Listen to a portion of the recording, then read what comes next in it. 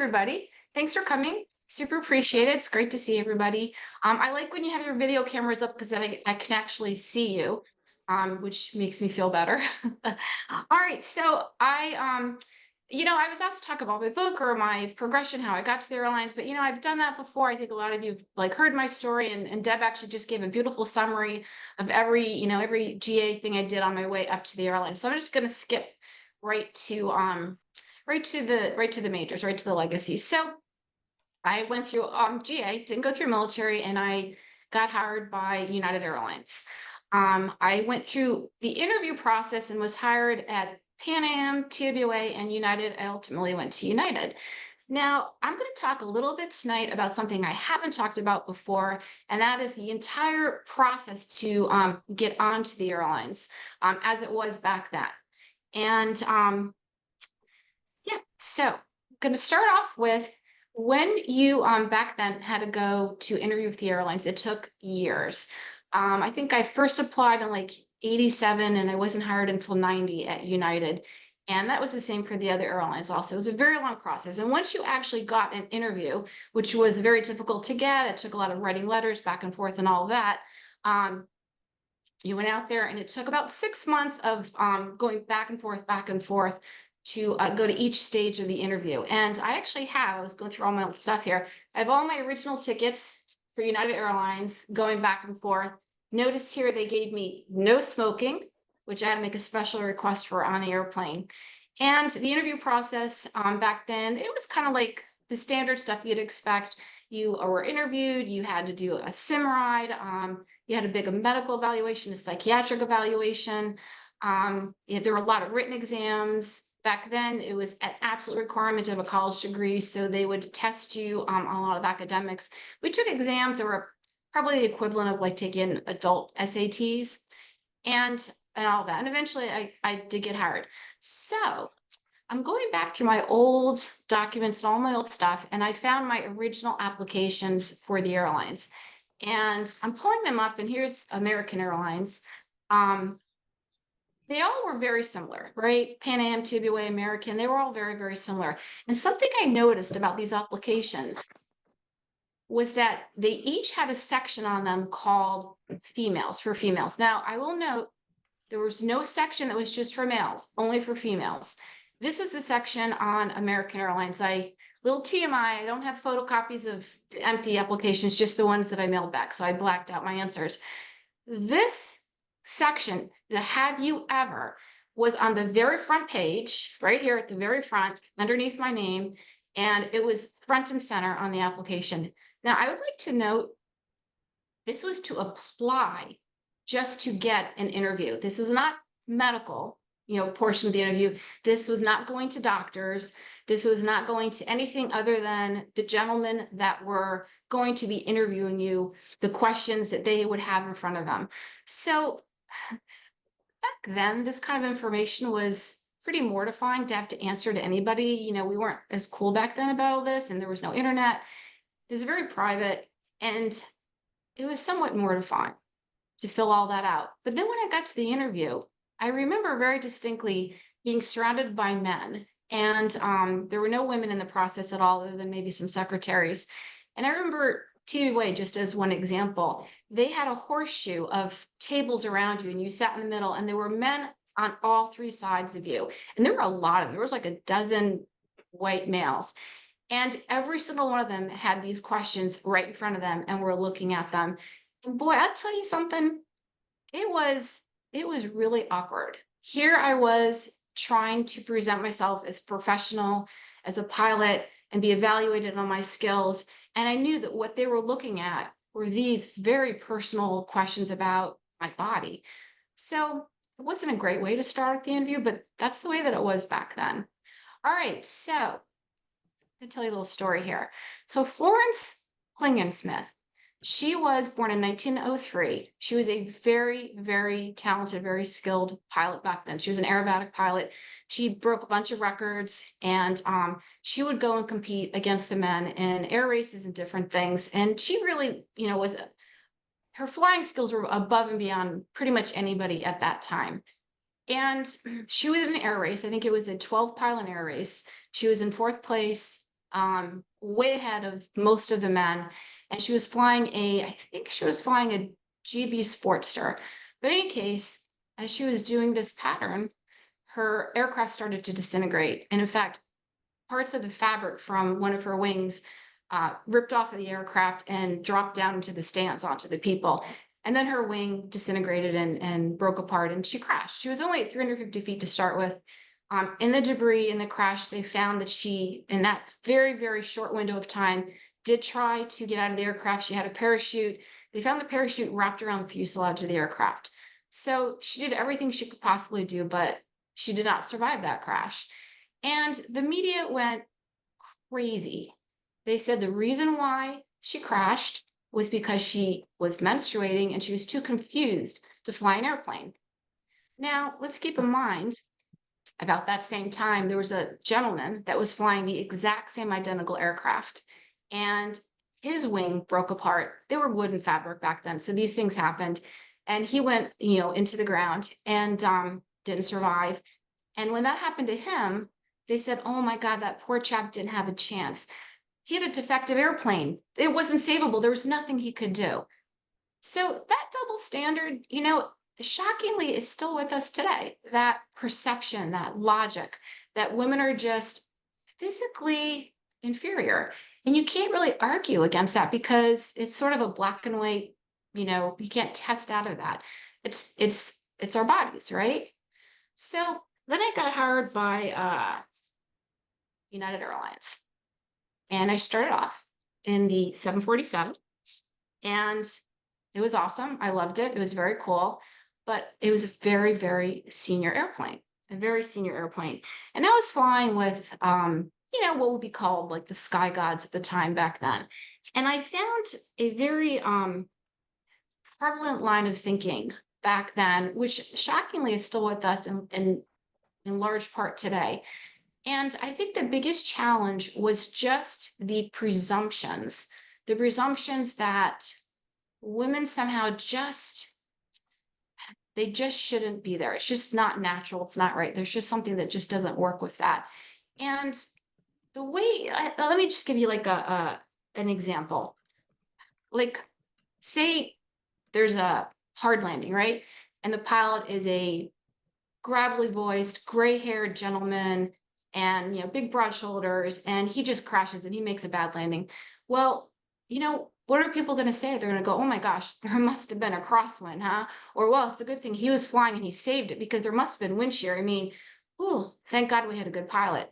Now, if like someone that looked like me made the exact same bad landing, the exact same hard landing, what people would have said was, well, there you go. See, women, this isn't safe. She shouldn't be up there. She must be a diversity hire. She must be a quota. She must be a DEI, or as some people like to say, a DIE. So condescending. And the thinking is so archaic and it's hurtful. And it's just not true. And it's just not true.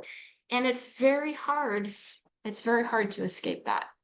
You can be a captain for 30 years. You can have done, a stellar job, and people are still going to just see first that you look the way that you look. Not everybody, just a very small percentage of people. I'd like to make that note, but I'm just gonna, just put that out there. That probably is the single biggest challenge, to not looking like, looking like everybody thinks you probably should look.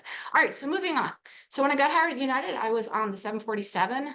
At the time, it was like the queen of the skies, the most modern fleet. I mean, look at this modern technology. We had inertial navigation on this airplane, right? I mean, that was pretty darn impressive. These airplanes had sextants in them. They had taken them out, but the holes were still there. They plugged them up.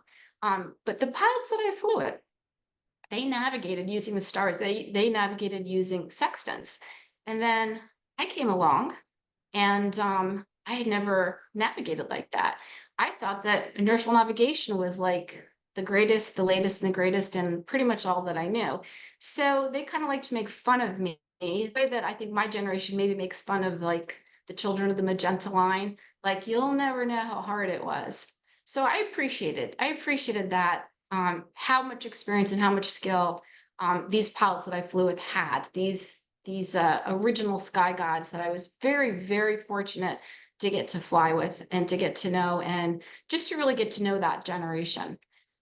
All right, so when I was on the 747, the Persian Gulf War started, and this was in 1991, and they had us. I was very fortunate in that we started doing craft flights, and the 747 did quite a few craft flights.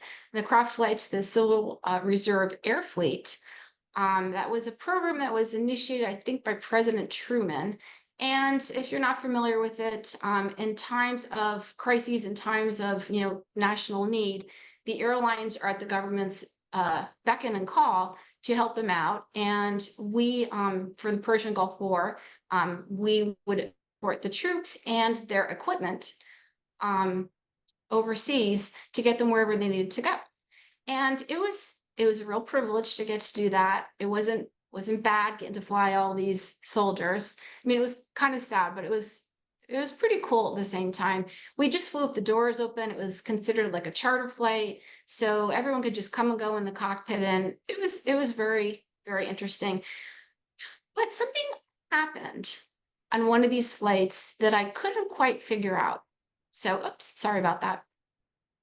So after one of my craft flights, I got called into that flight office. Now, I was still on probation. We were on probation back then for about 15 months. It was 12 months, but the 12 months didn't begin until you had completed all of your training. So you had to go through all your in-doc, all your ground school, all your flight training. And then since I was going international, I had to go to school for an additional period of time to do international navigation training. So it's about 3 months. So for about 15 months, you're like on eggshells, right? Because you just don't know any little thing. They can let you go. The union cannot protect you while you're still on probation. So I got called into the flight office, and the probationary pilot supervisor had a letter that he put. I'm not even going to read it because it's so incredibly humiliating, but I still have it. A letter that he put to my file, and he explained to me that they had started steps to fire me at United. And I had no idea what I had done wrong. I really didn't. And he explained that several pilots had made complaints against me, that I wasn't doing my job. I was expecting other people to do my job, that I couldn't get along with anybody. All this stuff that, honest to God, was not true. I mean, I was a good flight engineer, and I got along with everybody. And I went to work. I was prepared. It was like, you name it, I was there. I was doing it. And the letter cited this one particular craft flight. And I couldn't for the life of me figure out what went wrong in this craft flight, that the captain would file and had the captain's name, the first officer's name, and the international relief pilot's name, and they had all complained, and I couldn't figure it out. So in any case, there's nothing I could do. I couldn't go to the union yet. There was no like HR or anything. So I was terrified. I mean, I was terrified I was going to lose my job. And it looked like I was going to be fired by United. It looked very, the wheels were turning for that. Well, about 2 months later, I continued flying. I was walking through the terminal in San Francisco, and I happened to just walk past the captain from this particular craft flight, the one that was the complaint captain in this letter. And he saw me and he stopped and he said hi, and he was like chatting. He was going, one way, I was going the other way. I think I was actually deadheading to like Tokyo or something. So I had a little bit of time, and he was very friendly. So I'm thinking, what's going on here? Like, what is this? So I got up enough nerve, and it wasn't easy, to ask him about that complaint that he filed against me.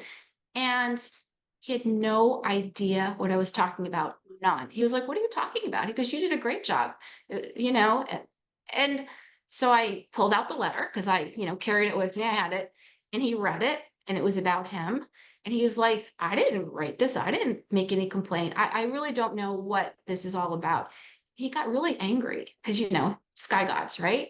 It was his cockpit, and someone was using him and his cockpit to get me fired. And so he stormed over to a phone bank. Back then, you had the whole bank of pay phones.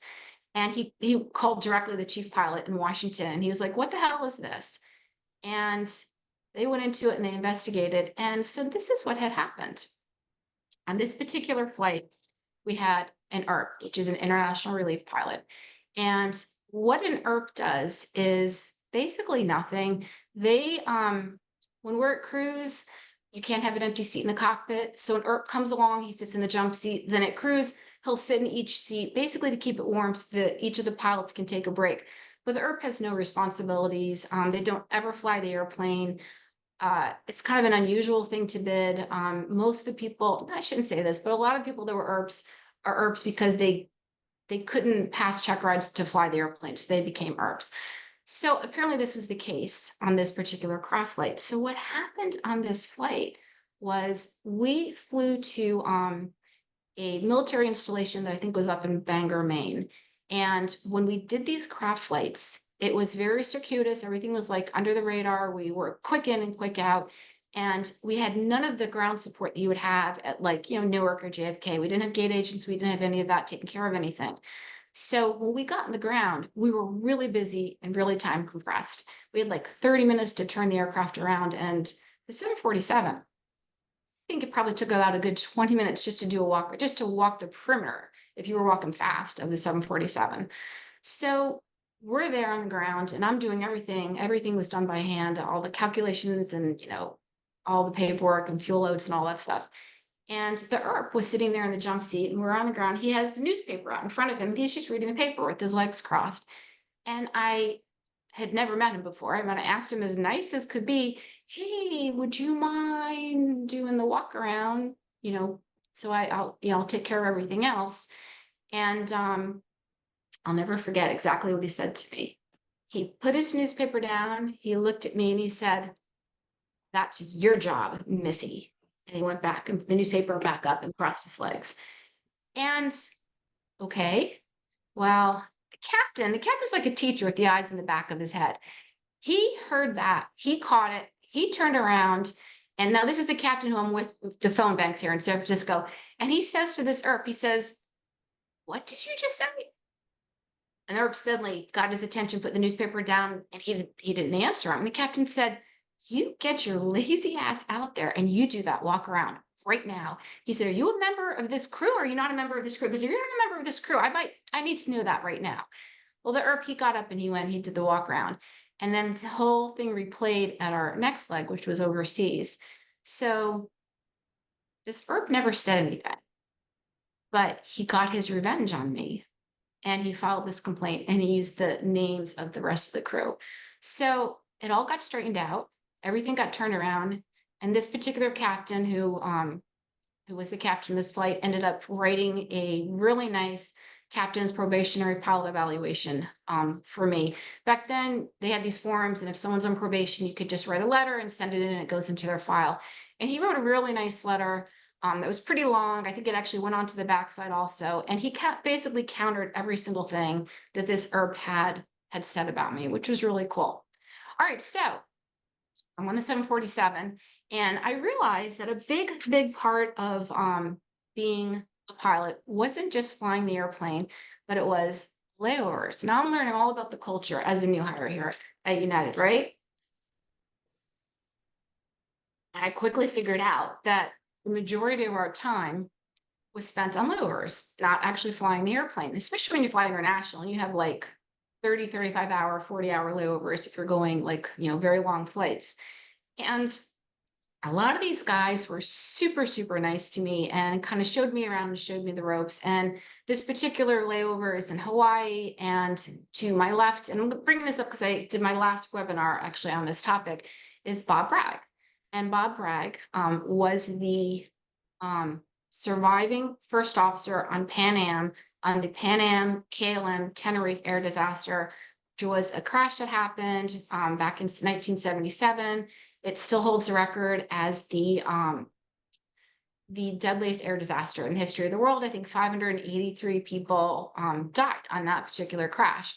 And Bob ended up coming over to United Airlines when we took over when United bought the Pan Am Trans-Pacific routes. They took the equipment and the pilots that flew them with the equipment. And so I got to fly with Bob Bragg, and most of the pilots I flew with out of New York were Pan Am pilots, and we were flying Pan Am 747s.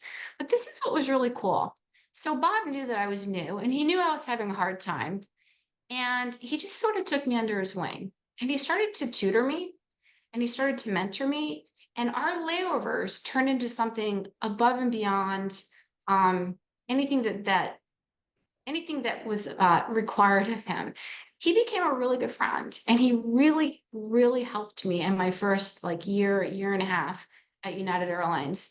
He taught me um, everything and above and beyond that I needed to know to become a good captain. And I figured out that being a good captain went way beyond how you ran the cockpit.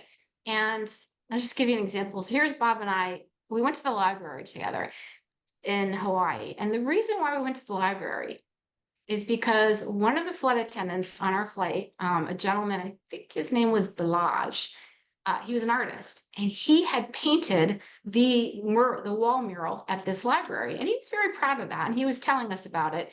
And so Bob's like, let's go check out Balaj's mural. And we did that. And we did it for no other reason than to support our crew, than to support Balaj. And we had to work with these same flight attendants for, well, that was a 6-day trip. But I think we flew with them for like a good part of the month. And we did get a lot of leftover caviar and all the good stuff from first class.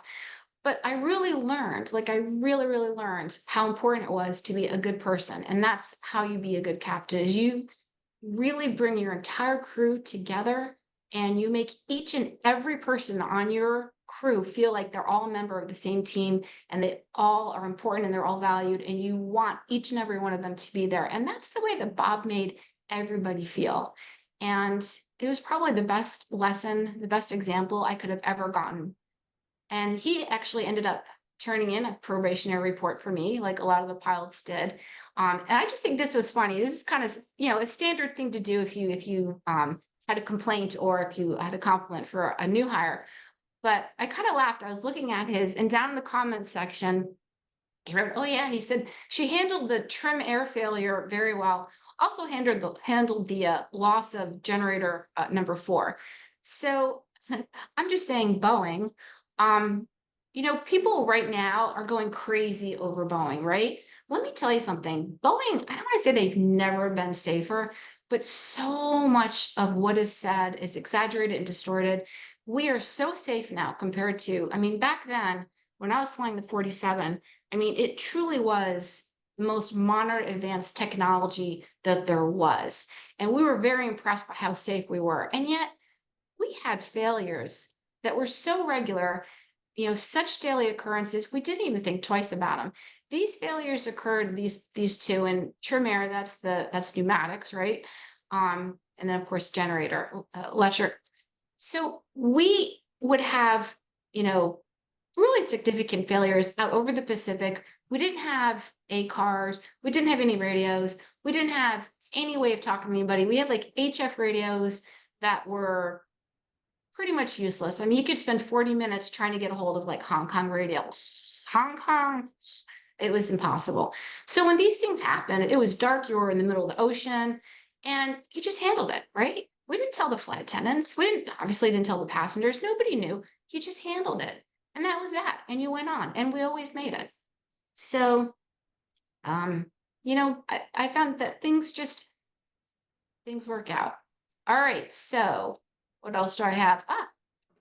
I'm just gonna close up that craft thing. So after all that happened, where I almost got fired because of craft flights, in the end, I ended up getting this diploma from the Air Force for flying these craft flights, and they even gave me this like really cool, Medal of Honor and some other pins. I mean, not just me, like everybody got them, right? But in the end, things all worked out. Here I thought, those craft flights were going to be the end of me and I was going to be fired. And it turned out to be a really positive thing in my life. So hang in there. All sorts of stuff's going to happen to you. Hang in there, because in the end, things always work out. Just don't quit. Don't give up. Don't let somebody bring you down. Just keep going. Things always work out. All right. So airline job, right? So what happens? You progress, right? You keep moving up. So I went from the flight engineer to first officer, which is so cool because now I'm flying the airplane. So, I just felt like not much could go wrong there because I can fly an airplane. And I was really comfortable in the right seat. And now I'm flying with pilots that aren't quite as senior. And, there weren't very, let me tell you, something I figured out. So this herb, it seemed to me that the people that picked on me are, you ever like notice if you see family and like you have a bunch of kids, or the youngest one that gets like picked on all the time by the older siblings, they tend to sort of like bully the dog, right? Because it all trickles down. It all trickles down. And I feel like the majority of people that bullied me or tried to get me or were negative towards me were, it was just trickling down to me because I was the lowest. And then once I rose up in the ranks, that just didn't happen anymore. So, that's it's not you. It's never you. And nothing's personal. And sometimes stuff happens and you just have to see it for what it is and hold your head up and just keep moving forward. All right, so once you're at the airlines, you will always and forever be going through flight training, right? Really thought about this. I cannot think of any other occupation where you bet your job um for life, for 30 or 40 years. I mean, there's, you have recurrency and you have like doctors go to seminars and stuff like that. But boy, you're not putting your job on the line regularly and being evaluated and assessed. I mean, you could be a 30-year captain and you're still being assessed for your skills. So, there's a lot of good that comes out of that, but it's a very um serious position to be in, to be a pilot, right? You're always under the gun to perform, and you can't let things slip up because you're not going to get away with it. So if you're in training and you have a lot of experience and you're at the airlines, what do they train you, right? Well, the assumption is you know how to fly an airplane at this point, right? So what are you spending all of that time in simulators? Well, a big part of it is you're learning what not to do, right? You're not learning how to fly. We've got that. You can land an airplane, you know what a crosswind is, all of that. But you're learning primarily from other people's mistakes. And this here, this is TWA, I think it's 843. And this particular aircraft, they were departing JFK. It was the first officer's leg rotation. He got the stick shaker. Really sure why, because they didn't find anything wrong with the airplane, but he immediately released the controls and told the captain, "You've got it," because he hit the stick shaker. The captain was startled. There was not a positive transfer of controls. And the captain grabbed the controls and they were in the air for 6 seconds before the captain ended up deciding I need to put it back down, and they crashed. They went off the runway and, they, the plane was destroyed and everybody did get off, but the plane burned to nothing. So in any case, out of this came quite a few rules about the transfer of controls. And this is the kind of thing that flight training is all about. It's about learning to do things right, getting that second chance that maybe somebody before you did not get. And of course, we've got the old, all of our emergency equipment. This is, I found this old picture of me. This is just a gee whiz. This is for you ladies. I never wore makeup when I was younger. And I just realized, I can't remember how old I was when I started wearing makeup, but I was like, I don't know, like an old lady before I thought, well, I should put some makeup on. But in any case, we have all sorts of cool stuff in the cockpit that we use that other people just don't get to have fun with. All right, so through all of this, I realized that in all the years that I was flying, I think I was very rarely mistaken for the pilot. Pretty much everybody thought I was something else. At hotels, they'd think I was like a bell cap. Um, at the gate, people thought I was a gate agent. On the airplane, people thought I was a flight attendant, but nobody ever thought I was a pilot, which kind of cracked me up, actually.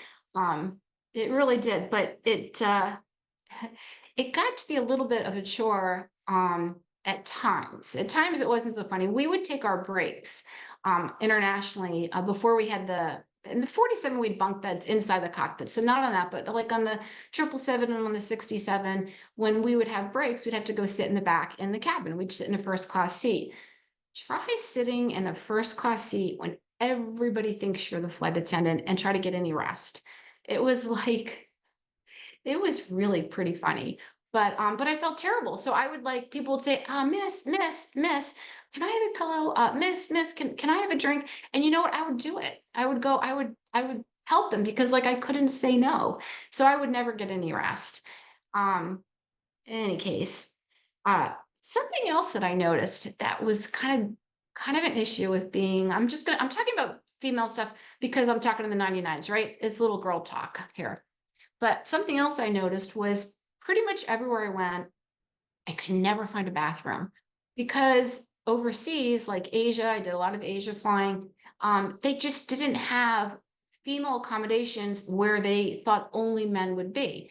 And it really got to be a problem, but it was also really pretty comical because I thought, you know something, like let's think about this, right? I am someplace here where like the architects who designed this building never thought I would be. Nobody ever thought any woman was ever going to even be in this building at all. And so that was actually pretty cool. That was pretty cool. I have to say, yeah, I kind of like that actually. So in an odd sort of way. But all right, moving on. So gender equality. All right, I think word has gotten out that girls can do anything. I think that message is out there. I think word has gotten out that girls can do math and they can do science. Long back, going back to like the 40s, the 50s, women became lawyers and they, started entering the boardroom and, politics. But the STEM fields were a little behind that. But now, women are doing their doctors and their astronauts and their scientists. But you know what they're not? Pilots. For some reason, we cannot talk girls into becoming pilots. And it's really become an issue because we're definitely encouraging them. There's lots of great programs out there for young girls to encourage them, and they are buying into it when it comes to being doctors and scientists and all that, but not pilots. So I'm just going to give you a gee whiz here, guys. If anyone didn't see the next slide, what country is the number one country in the entire world for the number of female pilots? It is India. India is number one. They have more female pilots than anybody else. The United States is not even in the top 5. So why is that? Well, let me tell you something. I do a lot of talks and I talk to a lot of young women. And the number one question that I am asked over and over again is, how do you be a pilot and be a mother? I'm afraid if I become a pilot, I'm going to have to compromise, make concessions. And when it comes to being a mother and being home with my kids. And what I say to that is, yes, you are going to have to make compromises. You are going to have to make concessions. And you are going to miss out on a lot of things with your kids. You will. But at the same time, you'll be an airline pilot, right? So here's a picture of me. I'm very pregnant in this picture. I'm in Paris. I'm on a layover, and I was sick as a dog. All I wanted to do was go to bed. I wanted to sleep. I was, flying this trip. I was sucking on saltines. I had a barf bag next to me. I was pregnant, but I had to go to work because I had to pay the bills. And we don't have maternity leave. And I think a big reason for that, and things are changing, things are getting better, but pilots are expensive to train, right? We're very valuable financially to the airlines. And so it's a lot harder for the airlines to just give us time off than like other employee groups. So it's a challenge. It's a challenge. And let me tell you something. So here's a picture of me, and I have 2 sons. This is my baby. This is my youngest son. And he's making his standard, mommy's leaving me now because she's going to work, pouty face. He was not happy with me because I was on my way out the door and he wasn't going to see me for a week. And he knew that. And so I would go to work every single time, crying, tears in my eyes, driving to the airport. I get to the employee parking lot, sobbing because I had to leave my babies. And you know what? I'd get there, I would clean up my face, I'd straighten my tie, I'd put on my captain hat, and I'd go to work. And it was hard. It was very, very hard. Um, I think every mother, even if you're a stay-at-home mom, every mom feels like she's not doing it right. Every mom feels that way, at least at times. And I certainly was one of them. But I figured out that everybody compromises in life, right? For everything that you do, you're giving up something else, aren't you? So now that I can look back and reflect, I have a lot of friends that were stay-at-home, full-time stay-at-home moms, and their kids are all grown up and everything. And they have a lot of regrets because they gave up their dreams and their ambitions and everything that they had worked for. They gave it up for noble reasons. They gave it up to stay home with their kids. But now that they're older, that old expression, I don't know anybody that on their deathbed said, "Oh, I wish I had worked more." That's not true. Lots and lots of people on their deathbeds wish they had worked more. They wish they had lived up to their potential. They wish they had gone after their own dreams. They wish they hadn't given up so much. So I think what I'm trying to say is whatever you do, it's going to be a give and take. But in the end, you got to make peace with the choices that you made. And if you decide to walk away from your own dreams to stay home with your kids, that's wonderful. That's your choice. And that's what choice is all about. But, don't make the assumption that, you're going to not have, certain regrets that, other people may or may not have. In any case, and I like to say that I was very alone when I went through all of this back then. This is before the internet, before there were any sort of organizations. Now we have so many amazing organizations for women and groups and social, gatherings, and you have people that you can talk to and people that give you information and people that you can really, go to and you can get support. This is at Oshkosh. This is the just a bunch of ISA ladies, and ISA is the International Society of Women Airline Pilots. And notice one of them just had a baby. And we all support each other now. And I didn't have that when I was younger, but boy, I'm telling you, if I was to give any advice to the next generation, it would be don't do it alone. Anything that is you're going through, other people have gone through, and they are there to help you and to support you and to make sure that you can get through it. Because honestly, there's nothing more fun than supporting other people. There's nothing more fun than helping somebody. There really isn't. And pilots love to make pilots. So uh, just seek out 99, seek out ISIS, seek out other women and or whatever it is that you need. And there will be people there to support you and to help you to get through it. And just as the G was, this is my baby today, the one I just showed you. He's all grown up and everything. He had a wonderful childhood. My other son, who's here, he had a wonderful childhood. They don't remember any of that. All that stuff that I cried and cried and cried for, they're like, huh? So I killed myself. And the truth is, they were perfectly happy. They're great kids. They're wonderful young men.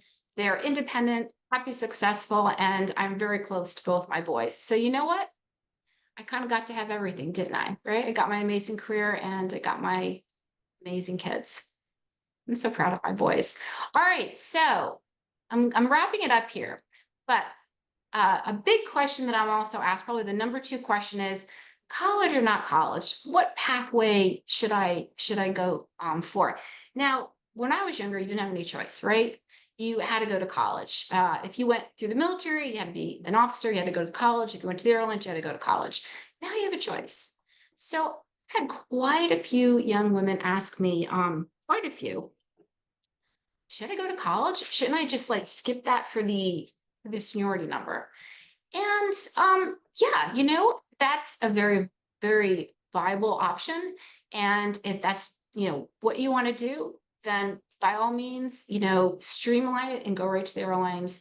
100% that works now, right? But I will say this, it is a choice. And for me, I went to college. I went to Purdue, and this is, oh, by the way, this is Heather Penny. I think she's going to be doing a webinar in October, if I have that right. So, Heather graduated from Purdue. I graduated from Purdue. Deb is a teacher at Purdue, right, Deb? I go back and forth all the time. I'm on the aviation advisory board, and my college experience is still a really big part of my life. And this is all I'll say to that. Um, it is a choice, and you do have options, but when you get hired by the airlines, you're going to be at that airline for the next 30, 40 years, right? College is 4 years of your life, and it's a very unique 4 years. It's a real, it's just a real collection of experiences, and a lot of it will last you a lifetime.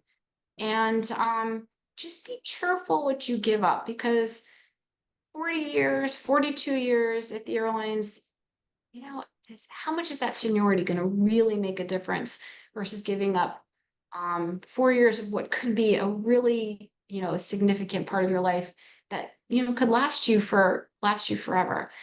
All right. So, um, closing up here, I now am medically grounded and I cannot fly any longer. And that was really hard when that happened, because my identity was that of a pilot. But you know what? Whatever cards you're dealt in life, those are the cards that you have to play.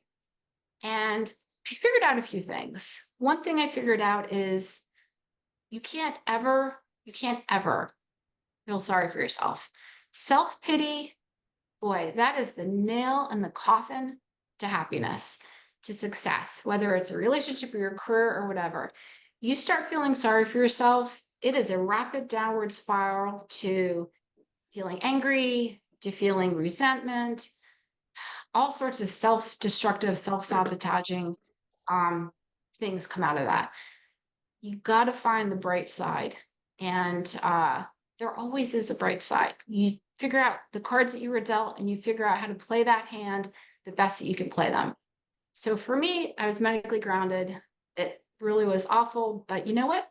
I wrote a book, and now I get to help the next generation, which, oh my gosh, that is so much fun. I am on the other side. I'm like who I kind of like wish I knew when I was younger. And boy, you know what?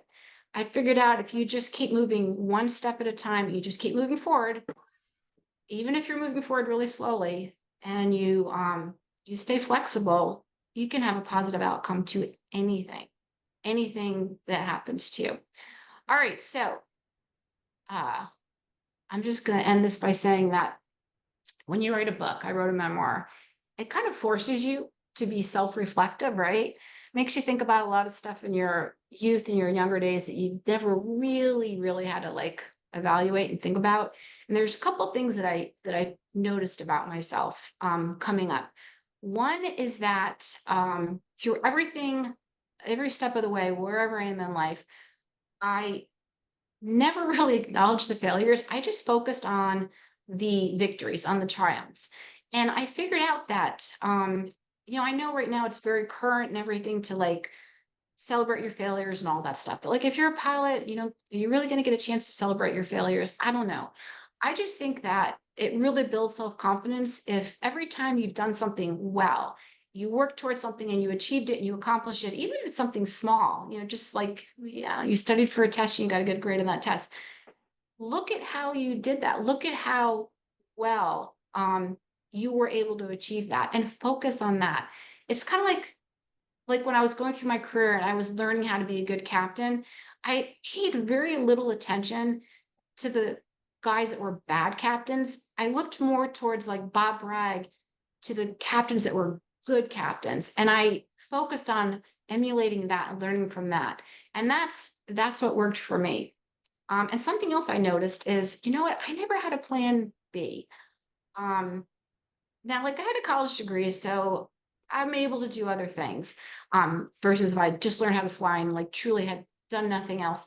But I never had a plan B. I know a lot of people, they go to school and they're like, well, I'm going to be a pilot, but I'm going to get a degree in like, computer softwares or AT, or I don't know, something completely unrelated. And they're like, that way I have a plan B. Let me tell you something. If you put time and energy and money into a plan B, I can absolutely 100% promise you that you will hit some brick wall, you'll hit some challenge, and you will quit and you'll go, thank God I had that plan B because this did not work out. If you don't have a plan B, stick with it because you don't really have a choice. You just keep moving forward because that's your one and only plan. All right, guys. One last thing that I noticed was I always went through life with rose-colored glasses. I actually had rose-colored glasses as a kid. That was my absolute favorite glasses. I wore these all the time. But you know what? That's kind of like how I approach life. You know, I don't knock it. See the positive, and I was pretty innocent. I was pretty naive, and honestly, that worked for me. It really did work for me. If I knew then what I know now, I probably, I don't know, probably would have been quite so happy with my whole career. Right. That's it. You know, I'll just say that somebody sent me this picture. I'm not even sure who this was, but somebody at Altitude had my book out. I thought that was kind of cool. Um, you know, when one door closes, there's always a window. Just find that window and climb through it. And that's it. So anybody have any questions? Yes, so you do, and it's funny how you ended with the rose-colored glasses because someone said you have a very cool perspective, always so positive, and Oh, thanks. I someone was else, just innocent and naive is really kind of what it came down to, but um, someone else thanks you that you're totally passing on being a mentor and a good leader as you learned from Bob Bragg. Mm, We do have a few questions in here for you, and for anyone else, if as you're going, as Laura's answering the questions that have been put in the chat so far, if you'd like to enter more in, we have some time. And I did also post again. Laura had shared in the chat her the link to buy that book Jet Boss off of Amazon. So if anyone wants to take a look at the book, the link is there too. So questions that we've gotten so far. What age is too late to become an airline pilot? gosh, really no age. That's a good question. I mean, it used to be that you had to be young and the airlines wouldn't really look at you. It's not the case at all anymore. I will say the airlines are very cyclical, right? They go up, they go down, they go up, they go down. Um, but I think I think that age is not going to be a factor probably in the long run. Um, you don't have to retire till 65. Uh, you can go through your flight training, get on with the airlines, you know, in your 40s and still have a 20-year career ahead of you. So, you know, if you want to do it, honest to God, I would just say do it. Just do it because at some point you are going to be in your deathbed and you're going to be like, man, 20 years ago, I could have done that. So, I don't really have a number, but if you have the energy to do it, go for it.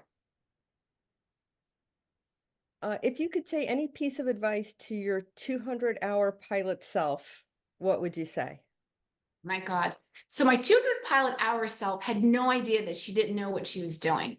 I think now, again, these are the rose colored glasses. I look back and I realized when I was doing a lot of really stupid stuff, I realized that I didn't know how to fly yet. And it wasn't until much later that I realized how little I knew back then. So I think for my 200-hour pilot hour self, I would say, a couple of things. I would say stop doing stupid things because at some point it could very well catch up with you.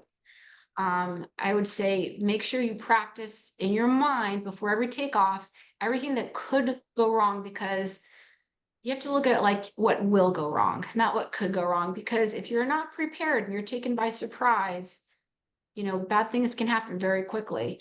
But then I would also say, you know, 200 hours, you have so much ahead of you. You have so much learning ahead of you. Don't be too hard on yourself. Don't expect yourself to, you know, to know uh, or to have the skills that you just aren't going to have yet at 200 hours. Um, and if, you know, if you have any questions, you know, just find other people that are ahead of you or even the same, you know, a mentor. A mentor can be anybody. A mentor doesn't have to be someone who's like head and shoulders above you or someplace that you ultimately want to be. A mentor can just be anyone that you can ask a question to. A mentor can be anybody who you just see doing something right and like you kind of want to learn from that. So